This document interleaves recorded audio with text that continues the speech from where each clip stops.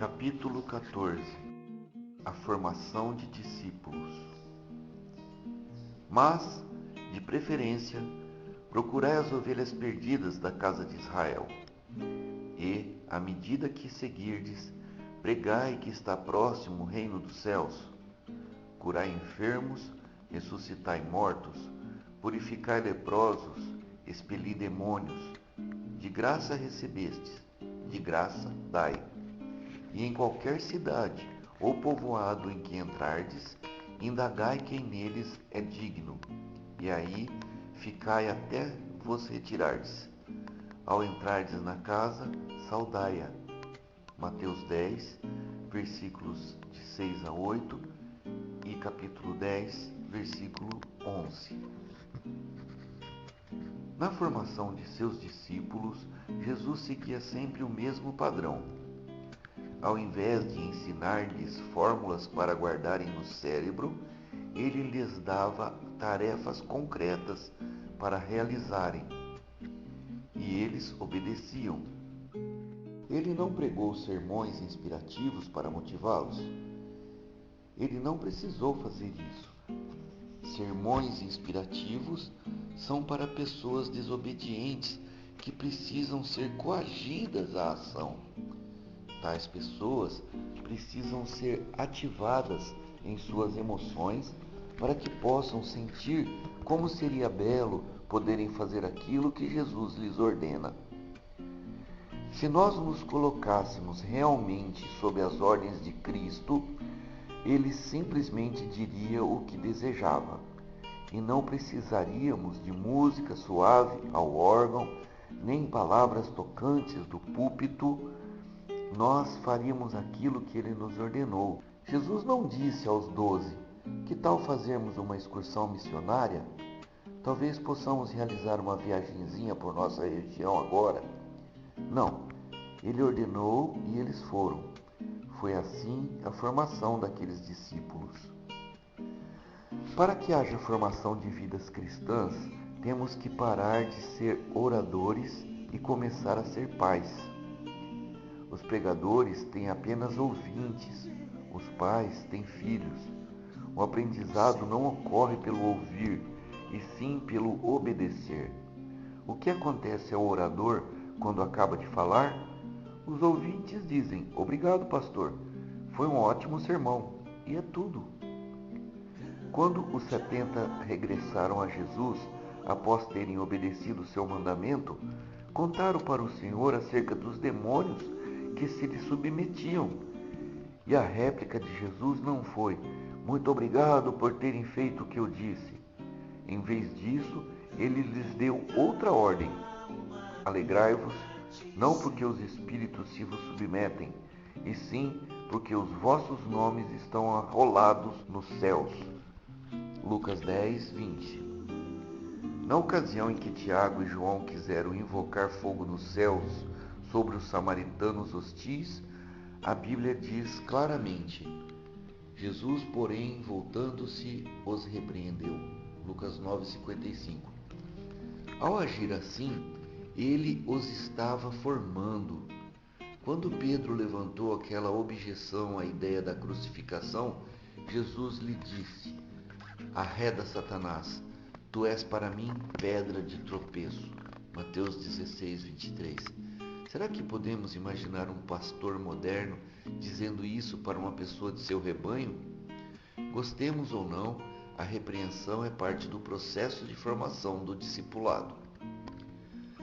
A primeira lei do discipulado é a seguinte: sem submissão não há formação. Membros de igreja que são do tipo sócio de clube não se submetem. Na realidade, tudo funciona exatamente ao contrário. Eles querem que o pastor se submeta a eles, pois eles têm o direito de voto dentro do clube. Ali, novamente, vemos a coisa funcionando às avessas. No Evangelho, segundo os santos evangélicos, o pastor é submisso aos membros. No Evangelho do Reino, o braço controla os dedos e não o inverso. A submissão está tão patente na Bíblia, sujeitando-vos uns aos outros no temor de Cristo, diz o texto de Efésios 5:21. Obedecei aos vossos guias e sede submisso para com eles, pois velam por vossas almas, como quem deve prestar contas. Hebreus 13:17. Eu só posso formar o caráter de meus filhos se eles se submeterem a mim. Suponhamos que a cada vez que eu precisar corrigi-los, eu esteja correndo o risco de vê-los correr para outro homem e dizer: não quero mais ser filho de Juan Carlos Ortiz, quero ser seu filho. E suponhamos que aquele homem diga: entrem, podem vir. Eu teria que parar de corrigir meus filhos, pois não desejo perdê-los. Eu os amo, mas eu os corrijo porque tenho certeza de que eles ficarão em casa, não importa o que aconteça, e eles são submissos. Na igreja, o pastor não pode formar vidas, porque se ele endurecer um pouco com um dos filhos, a criança foge para outro orfanato. Paulo disse a Tito o seguinte: dize essas coisas, exorta e repreende também com toda a autoridade. Ninguém te despreze. Capítulo 2, versículo 15. Nós, os pastores, primeiramente temos que falar a nossos filhos. Se eles não atenderem, então precisaremos exortá-los. Se apesar disso eles ainda não se corrigirem, temos que repreendê-los com autoridade. Se não agirmos assim, teremos filhos mal criados. Suponhamos que criássemos nossos filhos pelo sistema da igreja. Eu diria a meus filhos: vem aqui, está na hora do culto. Hoje o sermão versará sobre a higiene do rosto e das orelhas. Assentem-se. Primeiro vamos cantar um corinho muito bonito. E ele diz o seguinte: o sabonete é maravilhoso, maravilhoso, maravilhoso. E quando misturado com água ele faz bolhas que voam, voam, voam. Não é lindo? Gostaram do corinho? Agora passemos à mensagem. O sabonete foi inventado na China, cerca de 4 séculos antes de Cristo. Ele é distribuído em barrinhas de tamanhos variados e apresenta diversas cores e perfumes. Ele é feito de vários minerais e óleos vegetais ou animais, o que determina o seu preço.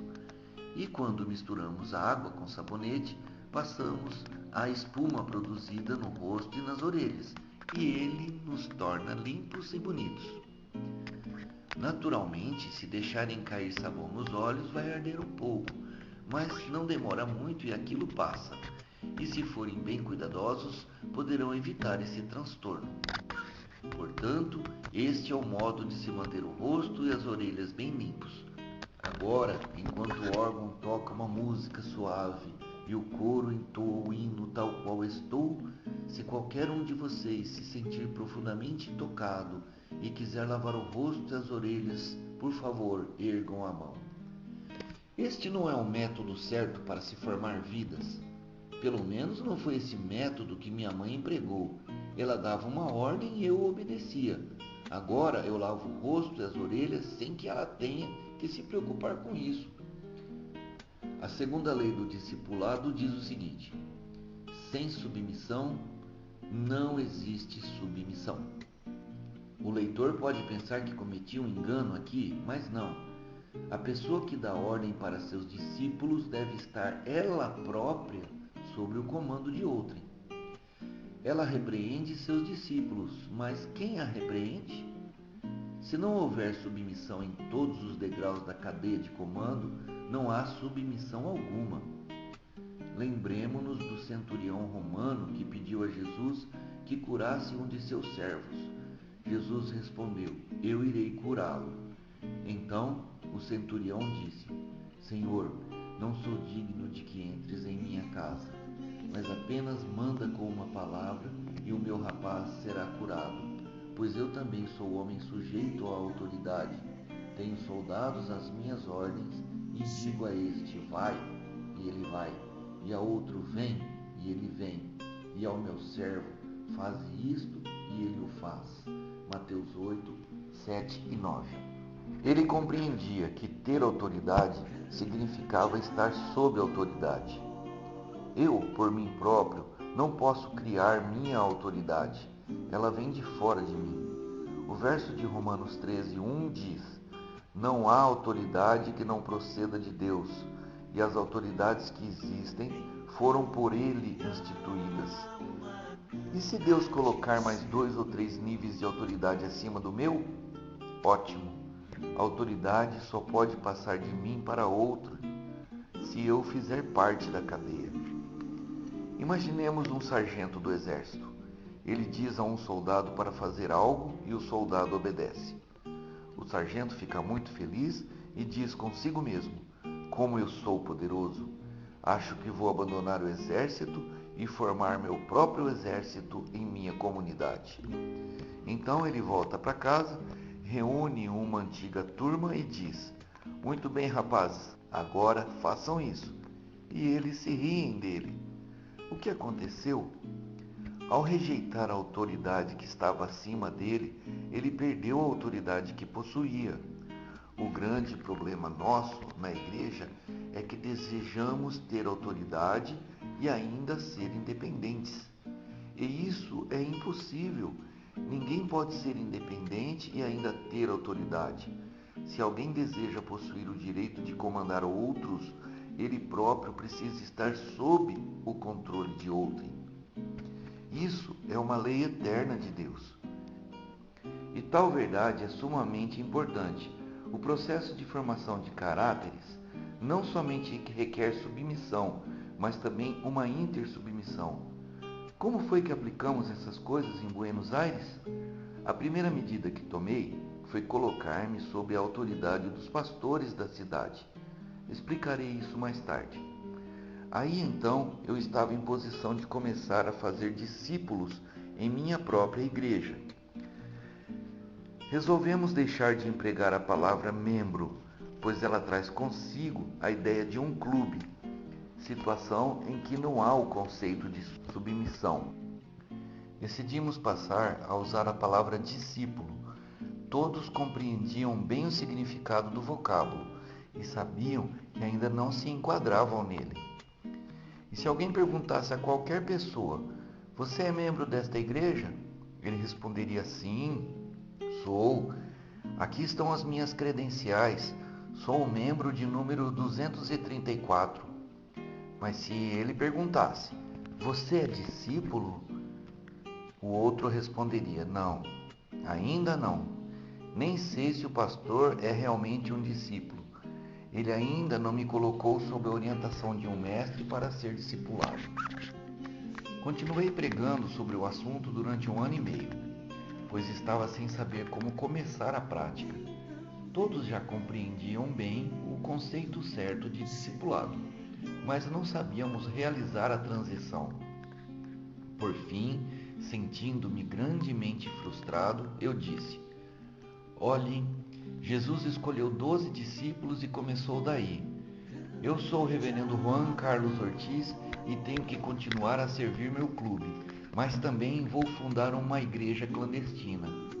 E assim, o Juanito começou as reuniões em sua casa. Roubou os diáconos do clube do reverendo Juan Carlos Ortiz e passou a tentar fazer deles discípulos. Nessa nova estrutura não sou mais o reverendo, sou apenas o Juanito ou Joãozinho. Antes eu tinha que ser respeitado, agora quero apenas ser amado. Dediquei-me àqueles discípulos, eu os servi. Saímos em passeios pelo campo, em grupo, eles dormiam em minha casa e eu na deles. Tornamo-nos como uma família. Após um período de mais ou menos 6 meses, isso não aconteceu da noite para o dia, o clube todo começou a notar que meus discípulos estavam mais interessados em ajudá-los, em amá-los, em testemunhar, em aconselhar. Então, permiti que meus discípulos roubassem mais alguns membros e passassem eles próprios a fazer discípulos. Levamos quase 3 anos, mas finalmente conseguimos transformar todo o clube em uma família de discípulos de mais de 1.500 pessoas. Isso significou naturalmente que tivemos que organizar um certo número de células. Durante o período de transição, outras pessoas estavam sendo salvas nessas células e nós as proibimos de frequentar a igreja clube, pois não queríamos que se contaminassem com a estrutura antiga. Eventualmente, essa estrutura velha deixou de existir. Glória a Deus. Sabe o que fizemos em seguida? Encerramos uma perseguição imaginária. Fizemos de conta que nosso templo nos fora tomado por um mês. Reunimos apenas em casas de famílias e aos domingos visitávamos outras igrejas, católicas, batistas, quaisquer igreja. Cada um dos cinco discípulos ficou como cabeça de um grupo num bairro da cidade. Cátio, por exemplo, que trabalhava como mecânico lanterneiro, tem 300 discípulos em células que se acham sob a sua supervisão. Ele trabalha 9 horas por dia na oficina e depois dedica-se à formação de vidas e consegue formar mais discípulos que muitos pastores de tempo integral. Cátio e seus 300 foram visitar uma igreja batista que contava apenas com 100 assistentes. Já imaginaram? Lá vem 300 visitantes. De onde são? São da igreja do irmão Ortiz. Por que vieram aqui? Viemos apenas visitá-los. E o seu culto? Bem, nós suspendemos o nosso culto para virmos visitá-los. Entenda-se, com essa nova estrutura de trabalho, podemos fazer o que quisermos. Podemos convocar o grupo todo para uma reunião. E é possível fazê-lo em uma questão de horas, caso seja necessário. Da próxima vez que realizarmos uma encenação de perseguição, faremos no inverno, para ver como funciona. Talvez algum dia possamos muito bem dispensar totalmente o uso do templo. Contudo, não iremos vendê-lo. Colocaremos camas, instalaremos nele uma cantina para abrigar os pobres da comunidade. Será também um centro para acolhermos visitantes e apóstolos itinerantes. Mas nunca mais será uma caverna onde os crentes se escondam do mundo. Jesus nunca disse: pecadores, venham para a igreja. O que ele disse foi: crentes, saiam pelo mundo e façam discípulos. A igreja se assenta nos bancos e canta: já vem, alma cansada já vem. Mas em vez disso deveríamos cantar: vão já, ó assentados, vão já. Realmente, nós fazemos tudo ao contrário. Os pecadores estão mortos, perdidos, surdos e cegos. No entanto, nós instalamos cartazes para estes cegos lerem. Se não conseguimos mobilizar os crentes que supostamente estão vivos, como poderemos ter esperança de mobilizar os não salvos? Por outro lado, nossas células estão no mundo. Seus membros se reúnem em qualquer lugar, num lar, numa praça, num restaurante, na praia. Alguns se reúnem às 6 da manhã, outros à meia-noite, pois as pessoas trabalham até tarde. É um organismo de funcionamento bem flexível. Mais tarde, nós voltamos a usar a palavra membro, mas com um novo significado: o membro do corpo. O membro do corpo é 1. Dependente. Ninguém vê o nariz andando pela rua sozinho. O corpo precisa estar todo interligado como um só bloco. Seu membro é independente, não faz parte do corpo. 2. Uma parte do corpo que faz a ligação entre outras duas partes. O antebraço liga a mão ao braço. 3. Uma parte que conduz alimentos. Ele recebe a nutrição para si mesma e para as outras que se situam abaixo dela. 4. Um elemento que sustenta, que está fixo. Um membro do corpo não pode ser atirado para fora do corpo. Por acaso, quando o homem chega em casa, a esposa lhe pergunta: onde você perdeu sua perna direita?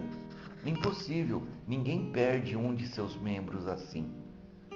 5. Um elemento que transmite ordens. A cabeça emite uma ordem para a mão, mas essa ordem tem que atravessar os membros que se acham entre uma E outra, a mão nunca fica aborrecida com o antebraço e diz: acho que vou me desligar de você e instalar um cabo de ligação direta para a cabeça. Não, nós somos um só corpo. Sexto, elástico. O corpo é flexível. As organizações, em geral, caminham como robôs.